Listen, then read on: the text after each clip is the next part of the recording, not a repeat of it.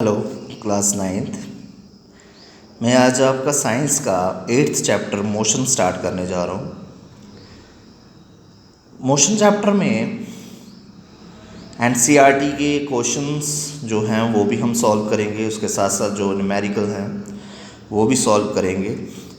मगर उन सब को सॉल्व करने से पहले सबसे पहले हमें कुछ बेसिक कंसेप्ट हैं जो हमें पता होने चाहिए, तो वो आज हम इस वीडियो में डिस्कस करेंगे। सबसे पहला टॉपिक जो है वो रेस्ट है। तो मैं आपको एक बात बता दूं कि हमारी बॉडी या कोई भी ऑब्जेक्ट हमेशा दो ही स्टेट में हो सकता है, या तो वो रेस्ट में होगा और या वो मोशन में होगा। सो रेस्ट की बात करें तो मैं बता दूं, a body is said to be in a state of rest when its position does not change with respect to a reference point. कहने का मतलब ये है कि हम तब कहेंगे कि बॉडी जो है वो रेस्ट में है जब वो अपनी पोजीशन चेंज नहीं करेगी with respect to reference point. कहने का मतलब ये है, फॉर एग्ज़ाम्पल आप सोफ़े पे बैठे हो और वहीं पे बैठे रहते हो कुछ समय तक और अपनी बॉडी को पोजीशन को चेंज नहीं करते हो, वहीं पे बैठे हो और अपने सोफ़े उसी एक ही फिक्स जगह पे बैठे हुए हो, तो हम कहेंगे कि आपकी बॉडी किस में है, रेस्ट में है। फिर उसके बाद है motion. A body is said to be in a motion when its position changes with respect to a reference point a body is said to be in a motion when its position changes with respect to a reference point with time। अब कहने का मतलब है कि हम कब कहेंगे कि बॉडी या कोई ऑब्जेक्ट मोशन में है, जब वो अपनी पोजीशन चेंज करेगा with respect to reference point with time.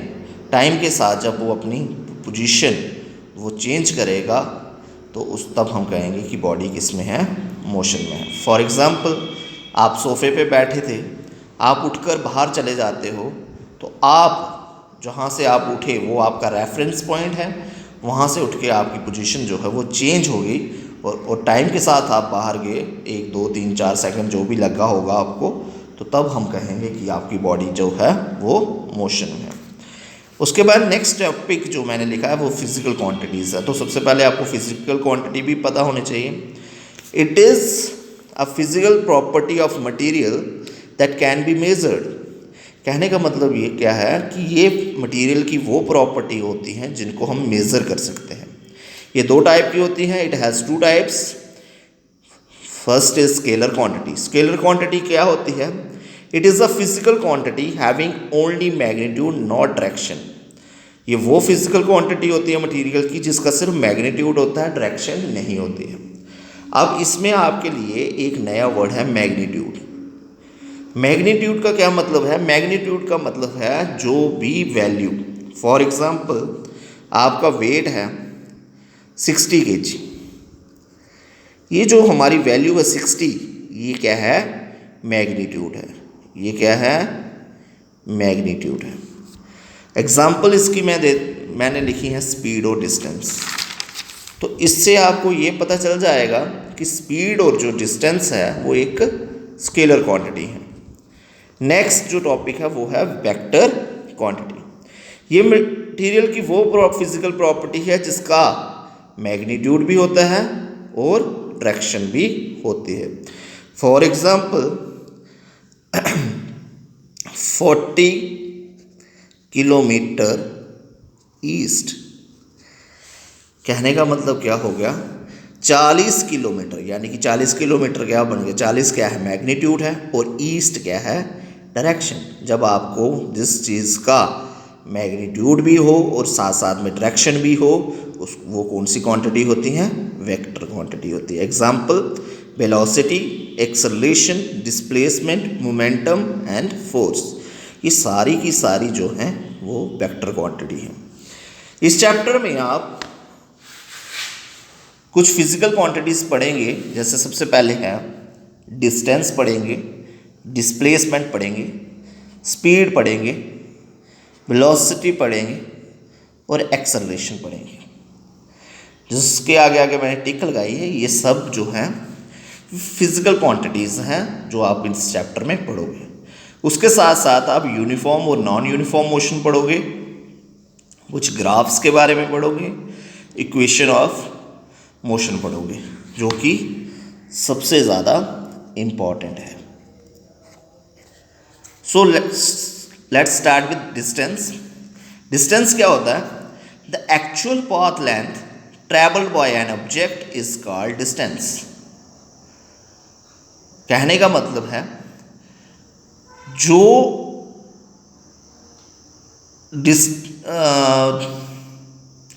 वो रास्ता जो कोई बॉडी या ऑब्जेक्ट ट्रैवल करता है, उस रास्ते की लेंथ को ही हम डिस्टेंस कहते हैं। It is a scalar quantity. ये एक स्केलर क्वांटिटी है। ये ऑलवेज पॉजिटिव होती है और कभी भी जीरो नहीं हो सकती, और इसका एसआई यूनिट जो है वो मीटर है। डिस्टेंस को हम और भी बहुत सारे यूनिट्स में मेज़र कर सकते हैं, जैसे सेंटीमीटर, किलोमीटर एंड मिलीमीटर। और भी यूनिट होते हैं जैसे माइल्स वगैरह वगैरह। अब मैं आपको एक एग्जाम्पल से समझाता हूँ। मान लो एक बॉडी है वो जो कि ए पे है,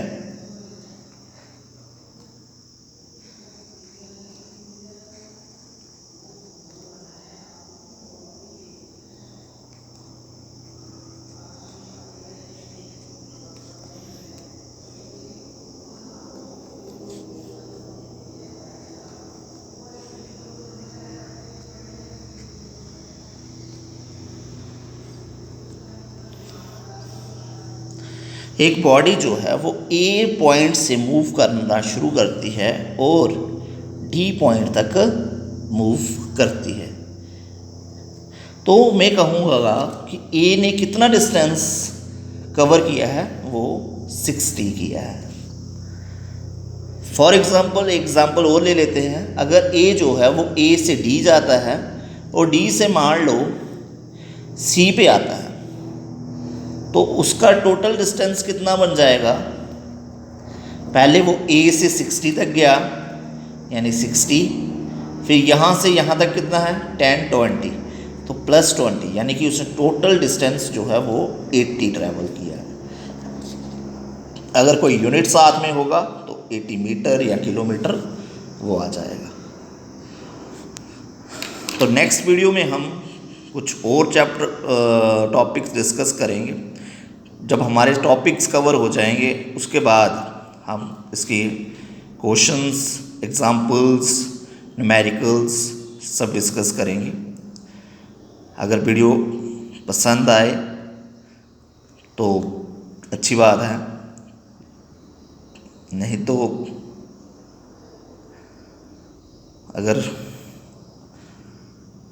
अपने रिव्यू ज़रूर दें। थैंक्स।